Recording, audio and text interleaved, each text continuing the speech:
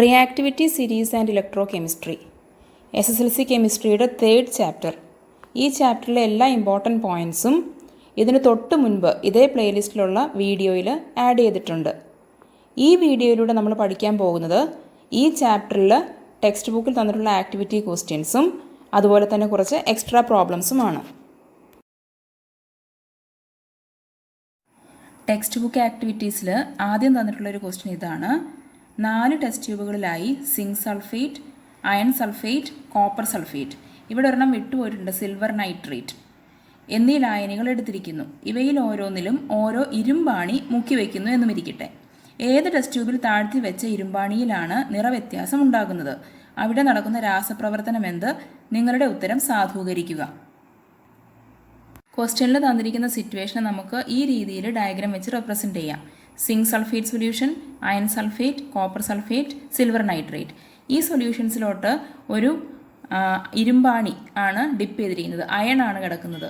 അപ്പോൾ നമ്മുടെ കയ്യിൽ റിയാക്ടിവിറ്റി സീരീസ് ഉണ്ട്.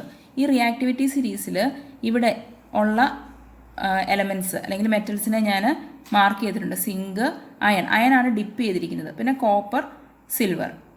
അപ്പം അയൺ റിയാക്ട് ചെയ്യുന്നത് ആരോടൊക്കെ ആയിരിക്കും? അയൺ സൾഫേറ്റിനോട് ആക്ച്വലി അയണിന് റിയാക്ട് ചെയ്യാൻ പറ്റും. പിന്നെ കോപ്പറും സിൽവറും ഇതിനോടെല്ലാം റിയാക്ഷൻ നടക്കും. അതായത് അയൺ ഇലക്ട്രോണിനെ വിട്ടുകൊടുക്കും, അപ്പോൾ റിയാക്ഷൻ നടക്കും. പക്ഷേ അവിടെ ചേഞ്ച് വരുന്നത് കോപ്പർ സൾഫേറ്റ് സൊല്യൂഷനിലായിരിക്കും. കാരണം കളർ ചേഞ്ച് വരുന്നത് കോപ്പർ സൾഫേറ്റ് സൊല്യൂഷനിലാണ്. കാരണം അയൺ പ്ലസ് കോപ്പർ, ഇവിടെ അയൺ ഇലക്ട്രോണിനെ വിട്ടുകൊടുക്കുമ്പോൾ കോപ്പർ ആ ഇലക്ട്രോണിനെ ആക്സെപ്റ്റ് ചെയ്ത് കോപ്പർ ആറ്റമായിട്ട് മാറുകയാണ് ചെയ്യുന്നത്. അതായത് കോപ്പർ Cu2+ എന്ന ആ അയോണിൻ്റെ പ്രസൻസ് കാരണമാണ് ബ്ലൂ കളർ കിട്ടുന്നത്. അപ്പോൾ ആ അയോൺസിൻ്റെ എണ്ണം കുറയുന്നു. അപ്പോൾ കോപ്പർ സൾഫേറ്റ് സൊല്യൂഷനിൽ കളറ് കുറഞ്ഞു വരുന്നു. അപ്പോൾ അവിടെയാണ് ചേഞ്ച് വരുന്നത്. അപ്പോൾ ആൻസർ നമുക്ക് ഇങ്ങനെ എഴുതാം. ഇതാണ് റിയാക്ഷൻ ചോദിച്ചിരിക്കുന്നതിന് ആൻസർ. ഇങ്ങനെ റിയാക്ഷൻ നമ്മൾ ഇതിനു മുമ്പും ടെക്സ്റ്റ് ബുക്ക് പഠിച്ചപ്പോൾ പഠിച്ചതാണ്. The blue solution changes to yellowish brown. Iron displaces Cu2+ ions from CuSO4, copper sulfate solution. Iron can displace ions from FeSO4, AgNO3 also, but there won't be any observable color change. അപ്പോൾ colour change വരുന്നത് copper sulphate സൊല്യൂഷനിലായിരിക്കും.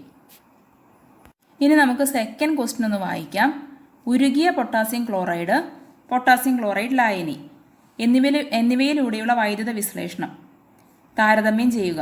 Electrolysis ആണ്. കാഥോഡിലും ആനോഡിലും നടക്കുന്ന പ്രവർത്തനം എന്ത്? ഇവിടെ molten potassium ക്ലോറൈഡും ഉണ്ട്, potassium chloride സൊല്യൂഷനും ഉണ്ട് അല്ലേ. മോൾട്ടൺ പൊട്ടാസ്യം ക്ലോറൈഡ് എന്ന് പറയുമ്പോൾ അതിൽ ഇലക്ട്രോളിസിസ് നടക്കുമ്പോൾ എന്ത് സംഭവിക്കും? KCl becomes K++ Cl-. Potassium അയോണും ക്ലോറൈഡ് അയോണും ഉണ്ടാവും, ക്ലോറിനൈൻ. ഇനി കാഥോഡിൽ എന്ത് സംഭവിക്കും? ഈ പൊട്ടാസ്യം K+ ആണ് കാഥോഡിലേക്ക് അട്രാക്റ്റഡ് ആവുന്നത്. കാരണം കാഥോഡ് എന്ന് പറഞ്ഞു കഴിഞ്ഞാൽ നെഗറ്റീവ് സെൽ ഓഫ് ദ ബാറ്ററിയാണ് അറ്റാച്ച്ഡ് ആയിരിക്കുന്നത്. നെഗറ്റീവ് സെല്ലിലോട്ട് പോസിറ്റീവ് അയോണാണ് അട്രാക്റ്റഡ് ആവുന്നത്. അപ്പോൾ K++ ഇലക്ട്രോൺ ബിക്കംസ് K, അതായത് പൊട്ടാസ്യം ആറ്റം അവിടെ ഉണ്ടാകുന്നു. ആനോഡിൽ Cl-. ആനോഡ് എന്ന് പറയുന്നത് positive terminal of the battery connect ചെയ്തിരിക്കുന്ന പ്ലേസ് ആണ്. അങ്ങോട്ട് നെഗറ്റീവ് അയോണാണ് അട്രാക്റ്റഡ് ആവുന്നത്. അപ്പോൾ Cl- അവിടെ പോയിട്ട് എന്ത് സംഭവിക്കും? Cl+ ഇലക്ട്രോൺ ആവും. ഇനി Cl-ന് ഒറ്റയ്ക്ക് എക്സിസ്റ്റ് ചെയ്യാൻ പറ്റുമോ? ഇല്ല, Cl2 ആയിട്ട് എക്സിസ്റ്റ് ചെയ്യുള്ളൂ. So Cl+ Cl becomes Cl2. ഇനി ഈ രണ്ട് ഇക്വേഷൻസിനെ നമുക്ക് ഒന്നിച്ച് ഇങ്ങനെ എഴുതാം. 2Cl- ബിക്കംസ് Cl2 + 2 ഇലക്ട്രോൺ അല്ലേ. രണ്ട് Cl- അയോൺസിൽ നിന്ന് Cl2ഉം 2 ഇലക്ട്രോൺസും വരുന്നു. ആ രീതിയിൽ നമുക്ക് പറയാം. ഇനി പൊട്ടാസ്യം ക്ലോറൈഡ് സൊല്യൂഷൻ ആണെന്ന് വിചാരിച്ചു. സൊല്യൂഷൻ ആകുമ്പോൾ അവിടെ വാട്ടറിൻ്റെ പ്രസൻസും കൂടിയുണ്ട്. So KCl becomes current electricity pass ചെയ്യുമ്പോൾ KCl becomes K++ Cl- and H2O becomes H++ OH-. ഇനി ഇവിടെ ശ്രദ്ധിക്കേണ്ടത് കാഥോഡ്, അതായത് നെഗറ്റീവ് ടെർമിനൽ ഓഫ് ദ ബാറ്ററിയിലോട്ട് പോസിറ്റീവ് അയോൺ ആണ് അട്രാക്റ്റഡ് ആവുന്നത് അല്ലേ. പോസിറ്റീവ് അയോൺസ് അവിടെ പോയിട്ട് ഇലക്ട്രോണിനെ ആക്സെപ്റ്റ് ചെയ്യണം. അപ്പോൾ ഇലക്ട്രോണിനെ ആക്സെപ്റ്റ് ചെയ്യാനുള്ള ടെൻഡൻസി കൂടുതലുള്ളത് K+-നാണോ H+-നാണോ? അത് H+-നാണ്. ഇലക്ട്രോണിനെ പെട്ടെന്ന് അട്രാക്ട് ചെയ്യാനുള്ള ടെൻഡൻസി കൂടുതലുള്ളയാൾ H+ ആണ്. സോ കാഥോഡിലോട്ട് പോകുന്നത് H+ ആയിരിക്കും. H++ ഇലക്ട്രോൺ ബിക്കംസ് H ഒറ്റയ്ക്ക് എക്സിസ്റ്റ് ചെയ്യില്ല. So H+H becomes H2. H2 എന്നാണല്ലോ മോളിക്യൂളായിട്ട് അത് കിടക്കുകയുള്ളൂ. അതുകൊണ്ട് ഇനി ഇത് നമുക്ക് ഈ രണ്ട് ഇക്വേഷൻസും, അതായത് കാഥോഡിലുണ്ടായ ഈ രണ്ട് ഇക്വേഷൻസും കൂടി ജോയിൻ ചെയ്ത് എഴുതാം.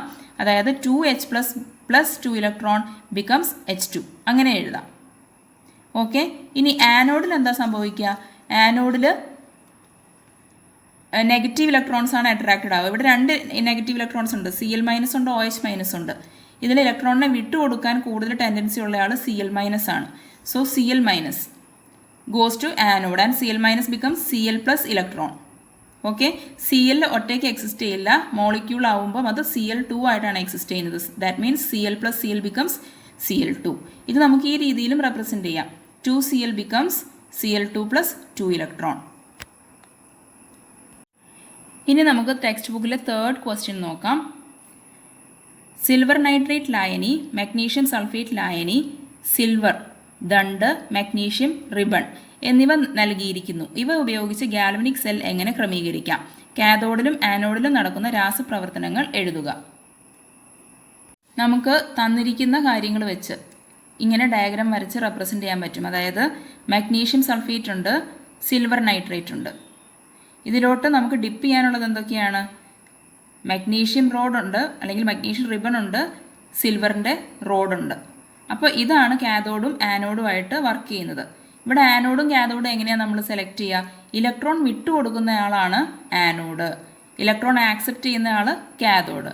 അപ്പോൾ റിയാക്ടിവിറ്റി സീരീസ് എടുക്കുക. റിയാക്ടിവിറ്റി സീരീസിൽ മഗ്നീഷ്യവും സിൽവറും ആണ് ഇപ്പോൾ തന്നിരിക്കുന്നത് അല്ലേ? മഗ്നീഷ്യം റിബണും സിൽവർ റോഡും. അപ്പോൾ മഗ്നീഷ്യം മുകളിലും സിൽവർ താഴെയുമാണ്. അതായത് മഗ്നീഷ്യം ആണ് ഇലക്ട്രോൺ വിട്ടുകൊടുക്കുന്നയാൾ, സിൽവർ ഇലക്ട്രോൺ ആക്സെപ്റ്റ് ചെയ്യും. So magnesium will act as the anode and silver will act as the cathode. അതുകൊണ്ടാണ് ഇങ്ങനെ വരച്ചത്. ഇനി ശ്രദ്ധിക്കേണ്ട കാര്യം, ഇവിടെ ഒരു സോൾട്ട് ബ്രിഡ്ജ് വെച്ചിട്ടുണ്ട്. അത് നമ്മൾ തിയറി പഠിച്ചപ്പോൾ പഠിച്ചതാണ്.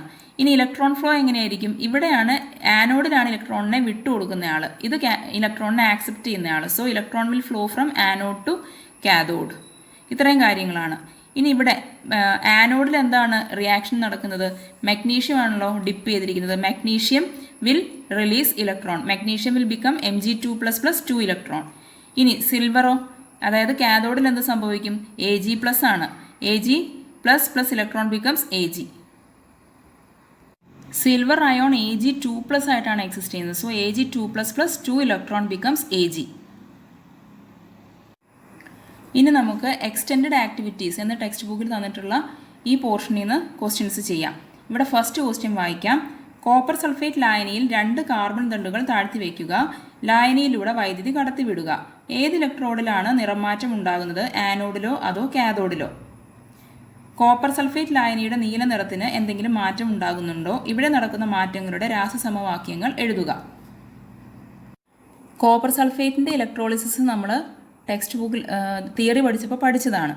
ഇവിടെ കാർബൺ ആണ് ഇലക്ട്രോഡ്സ് ആയിട്ട് യൂസ് ചെയ്യുന്നത്, ആനോഡ് കാഥോഡ്. ആനോഡ് എന്ന് പറയുന്നത് positive terminal of the battery connect ചെയ്യുന്ന പൊസിഷൻ, കാഥോഡ് എന്ന് പറയുന്നത് നെഗറ്റീവ് ടെർമിനൽ.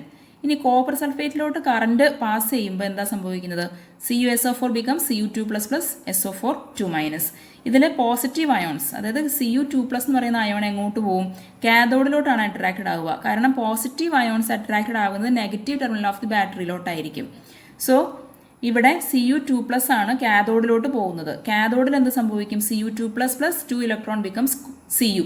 അതായത് കോപ്പർ ഡെപ്പോസിറ്റഡ് ആവുന്നത് കാഥോഡിലാണ്. അതായത് കാഥോഡ് ഈ പൊസിഷനിലുള്ള കാർബൺ ഇലക്ട്രോഡിനാണ് കളർ ചേഞ്ച് ഉണ്ടാവുന്നത്. അതുപോലെ കോപ്പർ സൾഫേറ്റ് സൊല്യൂഷനിൽ ഉള്ള Cu2+ അയോൺസ് ഇങ്ങനെ റെഡോക്സ് ആക്ഷൻ നടന്ന് അവർ കോപ്പർ ആറ്റംസ് ആയിട്ട് ഇവിടെ ഡെപ്പോസിറ്റഡ് ആവുന്നുണ്ട് അല്ലേ? അന്ന് പറയുമ്പോൾ ഇവിടെ Cu2+ൻ്റെ കൗണ്ട് കുറഞ്ഞു വരുന്നു. അതിനനുസരിച്ച് CuSO4 ഈ സൊല്യൂഷൻ്റെ കളറിൽ കുറഞ്ഞു വരുന്നു. ഇനി ഇവിടെയുള്ള സെക്കൻഡ് ക്വസ്റ്റ്യൻ നമുക്ക് നോക്കാം.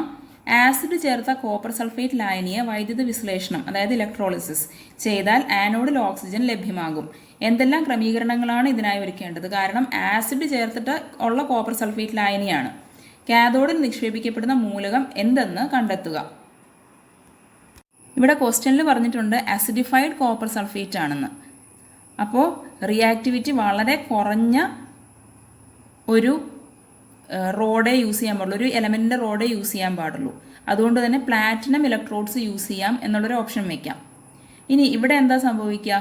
കാഥോഡിൽ ആണ് കോപ്പർ ഡെപ്പോസിറ്റ് ആവുന്നത് അല്ലേ? കാഥോഡിൽ Cu2++2 ഇലക്ട്രോൺ ബിക്കംസ് Cu. ഈ കോപ്പർ ഡെപ്പോസിറ്റഡ് ആവുന്നത് കാഥോഡിലായിരിക്കും. ടെക്സ്റ്റ് ബുക്കിൽ തന്നിട്ടുള്ള ലാസ്റ്റ് ക്വസ്റ്റ്യൻ നമുക്കൊന്ന് നോക്കാം. മഗ്നീഷ്യം, സിൽവർ എന്നീ ലോഹങ്ങൾ ഉപയോഗപ്പെടുത്തി ഗാൽവനിക് സെൽ നിർമ്മിക്കുമ്പോൾ ഓരോ സെല്ലിലും പ്രവർത്തനങ്ങൾ എപ്രകാരമായിരിക്കും എന്ന് കണ്ടെത്തുക. മഗ്നീഷ്യം, സിൽവർ മാത്രമല്ല, ഇത് നോക്കിക്കുക, സിൽവർ, കോപ്പർ, സിങ്ക്, മഗ്നീഷ്യം ഇവ ഉൾപ്പെട്ട എത്ര സെല്ലുകൾ നിർമ്മിക്കാൻ സാധിക്കും? ഇങ്ങനെയാണ് ക്വസ്റ്റ്യൻ തന്നിരിക്കുന്നത്. മഗ്നീഷ്യവും സിൽവറും ഉപയോഗപ്പെടുത്തി സെല്ല് നിർമ്മിക്കണം, എപ്രകാരമായിരിക്കും പ്രവർത്തനം എന്നും കണ്ടുപിടിക്കണം. ഇനി ഇവിടെ റിയാക്ടിവിറ്റി സീരീസ് തന്നിട്ടുണ്ട്. Magnesium is greater than zinc, greater than copper, greater than silver എന്ന ക്വസ്റ്റ്യനിൽ തന്നെ തന്നിട്ടുണ്ട്. അഥവാ ഇത് തന്നിട്ടില്ലെങ്കിൽ പോലും നമ്മൾ ആ ടേബിള് നന്നായിട്ട് പഠിച്ചിരിക്കണം. ഇവിടെ ക്വസ്റ്റ്യനിൽ നമുക്ക് തന്നിരിക്കുന്നത് 4 മെറ്റൽസ് ആണ് അല്ലേ?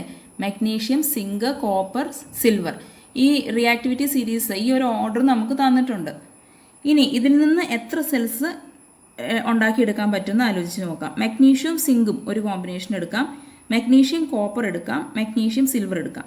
അപ്പോൾ മഗ്നീഷ്യം വരുന്ന 3 കിട്ടി. ഇനി സിങ്ക് കോപ്പർ എടുക്കാം, സിങ്ക് സിൽവർ എടുക്കാം. പിന്നെ വരുന്നത് കോപ്പർ സിൽവർ എടുക്കാം. മനസ്സിലായോ? Magnesium zinc, magnesium copper, magnesium silver. പിന്നെ സിങ്ക് കോപ്പർ, സിങ്ക് സിൽവർ, പിന്നെ കോപ്പർ സിൽവർ. അപ്പോൾ 6 ഡിഫറെൻറ്റ് സെൽസ് നമുക്ക് ഉണ്ടാക്കാൻ പറ്റും. ഈ കോമ്പിനേഷൻസിലെല്ലാം ഏതായിരിക്കും ആനോഡ്, ഏതായിരിക്കും കാഥോഡ് എന്ന് നമുക്കൊന്ന് നോക്കാം. ആദ്യം നമ്മൾ പറഞ്ഞത് മഗ്നീഷ്യം സിങ്ക് അല്ലേ? മഗ്നീഷ്യം സിങ്ക്, ഇതിൽ റിയാക്ഷൻ കൂടിയ ആൾ മഗ്നീഷ്യവും കുറഞ്ഞ ആൾ സിങ്കുമാണ്.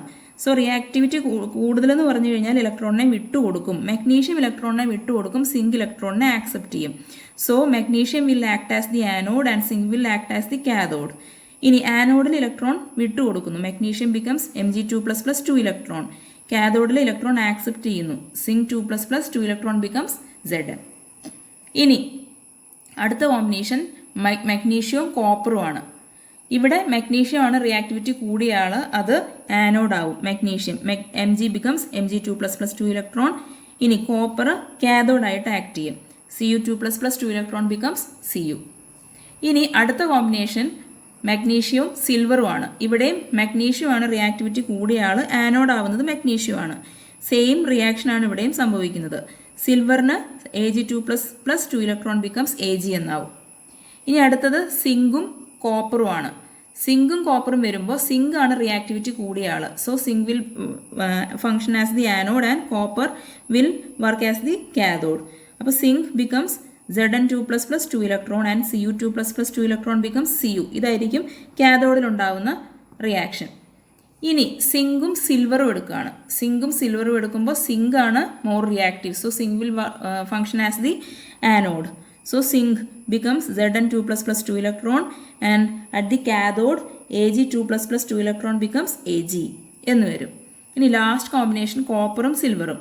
ഇവിടെ കോപ്പർ എന്താവും? ഇതിനു മുമ്പ് നമ്മൾ ചെയ്തപ്പോൾ ശ്രദ്ധിച്ചായിരുന്നു, കോപ്പർ കാഥോഡ് ആയിരുന്നു. പക്ഷേ ഇവിടെ കോപ്പറിൻ്റെ കൂടെ ഉള്ളയാൾ സിൽവറാണ്.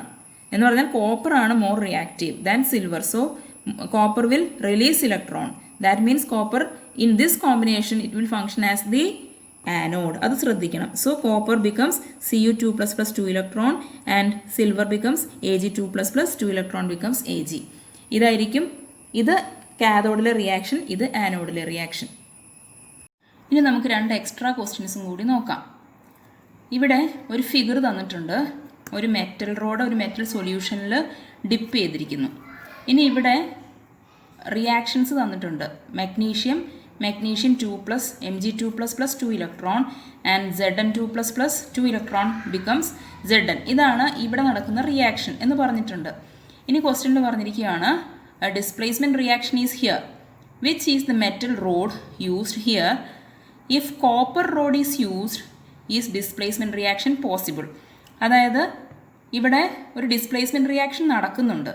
ഈ മെറ്റൽ റോഡ് എന്ന് പറയുന്നതിൽ ഈ റോഡ് ഏത് മെറ്റലിൻ്റെ ആണ് എന്നാണ് ചോദിച്ചിരിക്കുന്നത്. അപ്പോൾ എങ്ങനെ കണ്ടുപിടിക്കും? ഇവിടെ നോക്കിക്കേ, ഡിസ്പ്ലേസ്മെൻറ്റ് റിയാക്ഷൻ എന്ന് പറഞ്ഞു കഴിഞ്ഞാൽ എന്താണ് സംഭവം? ഈ സൊല്യൂഷനിലുള്ളത് ഏത് മെറ്റലിൻ്റെ അയോൺ ആണോ അത് ഇലക്ട്രോണിനെ ആക്സെപ്റ്റ് ചെയ്യും അല്ലേ? ഈ മെറ്റൽ റോഡ് ഇലക്ട്രോണിനെ വിട്ടുകൊടുക്കും. അങ്ങനെയാണല്ലോ ഡിസ്പ്ലേസ്മെൻറ്റ് റിയാക്ഷൻ നടക്കുക. അപ്പോൾ ഈ തന്നിരിക്കുന്ന ഇക്വേഷൻസിൽ ഇലക്ട്രോണിനെ വിട്ടുകൊടുക്കുന്ന ആളാരാണ്? മഗ്നീഷ്യമാണ്. അതുകൊണ്ട് ഈ റോഡ് എന്താണ്? മെഗ്നീഷ്യം റോഡാണല്ലേ. അതുകൊണ്ട് നമുക്ക് ആൻസർ എ മെഗ്നീഷ്യം റോഡാണെന്ന് മനസ്സിലാക്കാം. അതായത് ഇവിടെ ഈ തന്നിരിക്കുന്നതിൽ ഈ റോഡ് മെഗ്നീഷ്യം റോഡാണ്. കാരണം അതാണ് ഇലക്ട്രോണിനെ വിട്ടുകൊടുക്കുന്നയാൾ. ഈ സൊല്യൂഷനിലുള്ളത് സിങ്ക് സൾഫേറ്റ് ആയിരിക്കും. ഈ സൊല്യൂഷൻ എന്ന് പറയുന്നത് സിങ്ക് സൾഫേറ്റ് ആയിരിക്കണം. സിങ്കിൻ്റെ ഒരു സൊല്യൂഷൻ സിങ്ക് സൾഫേറ്റ് ആണെന്ന് നമുക്ക് വിചാരിക്കാം. അപ്പോൾ ഈ സിങ്ക് Zn2+ അയോൺസ് ഇലക്ട്രോൺസിനെ ആക്സെപ്റ്റ് ചെയ്ത് Zn ആറ്റമായിട്ട് വരുന്നു. ഓക്കെ, ഇനി പറഞ്ഞിരിക്കുന്നത് if copper road is used. ഇനി ഇവിടെ നമ്മൾ എന്ത് പറയുകയാണ്? ഈ റോഡ് മാറ്റി മെഗ്നീഷ്യം മാറ്റി കോപ്പർ ആക്കുകയാണെന്ന് വിചാരിച്ചു. അപ്പോൾ ഡിസ്പ്ലേസ്മെൻറ്റ് നടക്കുമോ എന്നാണ് ക്വസ്റ്റ്യൻ. മെഗ്നീഷ്യം മാറ്റിയിട്ട് കോപ്പർ ആക്കുകയാണ്. ഇതാണല്ലോ നമ്മുടെ റിയാക്ടിവിറ്റി സീരീസ് അല്ലേ. ഇപ്പം നമ്മുടെ റിയാക്ഷൻ നടക്കുന്നത് മെഗ്നീഷ്യവും സിങ്കും തമ്മിലാണ്. മെഗ്നീഷ്യം ഇലക്ട്രോണിനെ വിട്ടുകൊടുക്കുന്നു, സിങ്ക് ഇലക്ട്രോണിനെ ആക്സെപ്റ്റ് ചെയ്യുന്നു. ഇനി മെഗ്നീഷ്യത്തിന് പകരം ഞാൻ കോപ്പർ വെച്ചു എന്ന് വിചാരിച്ചു. കോപ്പർ ദേ താഴ്ഭാഗത്താണ് കിടക്കുന്നത് അല്ലേ. അതായത് സിങ്കും കോപ്പറും തമ്മിൽ റിയാക്ഷൻ നടക്കുമോ? അതായത് കോപ്പർ ഇലക്ട്രോണിനെ വിട്ടുകൊടുക്കുമോ? ഇല്ല. സിങ്കിന് വേണ്ടി കോപ്പർ അയോണിനെ വിട്ടുകൊടുക്കില്ല. കാരണം സിങ്കാണ് റിയാക്ടിവിറ്റി കൂടിയ ആൾ. അതുകൊണ്ട് സിങ്ക് സൾഫേറ്റ് സൊല്യൂഷനകത്ത് കോപ്പർ കൊണ്ടുപോയി ഇട്ടാൽ റിയാക്ഷൻ നടക്കില്ല അല്ലേ. അതുകൊണ്ട് നമുക്ക് പറയാം so displacement is not possible. നമ്മളിപ്പോൾ ഈ വീഡിയോയുടെ ലാസ്റ്റ് പോർഷനിൽ എത്തിയിട്ടുണ്ട്. ഒരു പ്രോബ്ലം കൂടി ഈ ചാപ്റ്ററുമായിട്ട് റിലേറ്റ് ചെയ്ത് ഒരു ക്വസ്റ്റ്യൻ കൂടി നമുക്ക് ചെയ്യാം. ഇങ്ങനെ ഒരു ഡയഗ്രമാണ് ക്വസ്റ്റ്യനിൽ തന്നിരിക്കുന്നത്. ഇത് സിങ്ക് നൈട്രേറ്റ് സൊല്യൂഷൻ, ഇത് നിക്കൽ സൾഫേറ്റ് സൊല്യൂഷൻ. ഇവിടെ സോൾട്ട് ബ്രിഡ്ജ് ഉണ്ട്.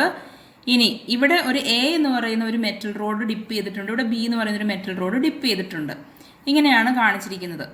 ഇനി ചോദിച്ചിരിക്കുകയാണ് what are A and B. ഇതിൽ എയും ബിയും എന്താണ് അല്ലേ. നമുക്കറിയാലോ ഗാൽവനിക് സെല്ലിൽ എങ്ങനെയാണ് സിങ്ക് നൈട്രേറ്റ് ഉണ്ടെങ്കിൽ ഇവിടെ ഡിപ്പ് ചെയ്തിരിക്കുന്നത് സിങ്ക് ആയിരിക്കും അല്ലേ, സിങ്ക് റോഡ് ആയിരിക്കും. ഇവിടെ നിക്കൽ സൾഫേറ്റ് ആണെങ്കിൽ ഇവിടെ ഡിപ്പ് ചെയ്തിരിക്കുന്നത് നിക്കലായിരിക്കും. സോ എ എന്ന് പറയുന്നത് സിങ്കും ബി എന്ന് പറയുന്നത് നിക്കലുമാണ് ആണല്ലോ. ഇനി ഫൈൻഡ് ഇലക്ട്രോൺ ഫ്ലോ ഡിറക്ഷൻ. അപ്പോൾ ഇവിടെ വരുന്ന ആൾക്കാർ സിങ്കും നിക്കലുമാണ്. സിങ്കും നിക്കലും നമ്മുടെ റിയാക്ടിവിറ്റി സീരീസിൽ എങ്ങനെയാണ് കിടക്കുന്നതെന്ന് നോക്കിയേ. സിങ്ക് മുകളിലും നിക്കല് താഴെയുമാണ് അല്ലേ. സിങ്ക് മുകളിലും നിക്കല് താഴെയും. So zinc will give electrons അല്ലേ, നിക്കൽ വിൽ ആക്സെപ്റ്റ് ഇലക്ട്രോൺസ്. അപ്പോൾ ഇലക്ട്രോൺ ഫ്ലോ എങ്ങനെയായിരിക്കും? ഇതിൽ എവിടെയാണ് സിങ്ക് എന്ന് നോക്കണം. സിങ്ക് ഇവിടെയാണ്. സിങ്ക് ടു നിക്കലാണ് electron flow. That is from A to B, അല്ലെങ്കിൽ സിങ്ക് ടു നിക്കൽ എന്നും പറയാം. ഇനി വിച്ച് ഈസ് ദ കാഥോഡ്.